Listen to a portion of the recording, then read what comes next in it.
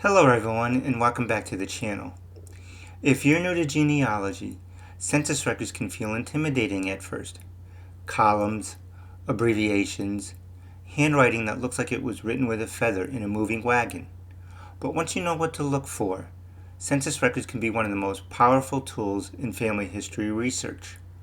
Today, I'm going to walk you through how to read and interpret census records, what information they actually contain, and how beginners can use them to find out much more than just names and dates. What is a census? A census is a population count taken by the government, usually every 10 years in the United States.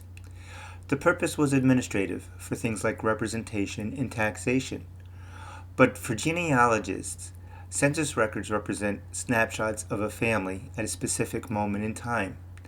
They can tell you things like where they lived, how old they were, and their occupation, and much, much more. Start with the basics: name, age, and relationship. When you first look at a census page, don't try to absorb everything at once. Start with the name of the person you're researching, their age, which helps estimate a birth year, and the relationship to the head of household. This alone can confirm family connections or raise red flags. Ages often vary from census to census, and that's normal.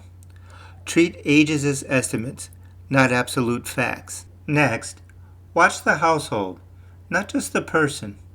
One of the biggest beginner mistakes is focusing on just one individual. Look at everyone in the household: spouses, children, parents, in-laws, boarders, or extended family. Sometimes you'll find relatives you didn't know existed, or clues that explain why someone disappears from the records later, like a widowed parent moving in or a grown child leaving home. Next, pay attention to place. Location matters a lot.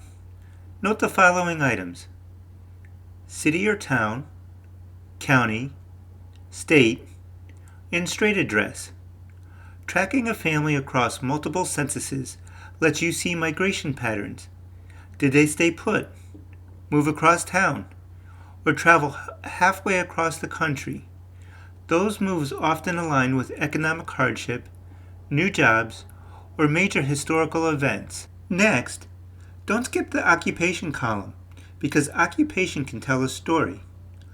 A job description can explain why a family moved, indicate economic status, and suggest working conditions or risks.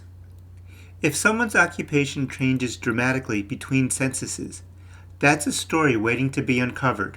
Also, pay attention to potential birthplace clues. Many censuses list a person's birthplace and sometimes the birthplace of their parents. This is incredibly helpful for identifying immigrant ancestors, narrowing down where to search next, and confirming or questioning family lore. If birthplaces shift between censuses, don't panic. Use that inconsistency as a clue, not a conclusion.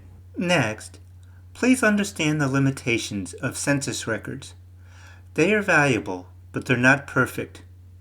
Keep in mind, information was often given verbally, enumerators made mistakes, names were spelled phonetically, and ages and birthplaces may be inconsistent.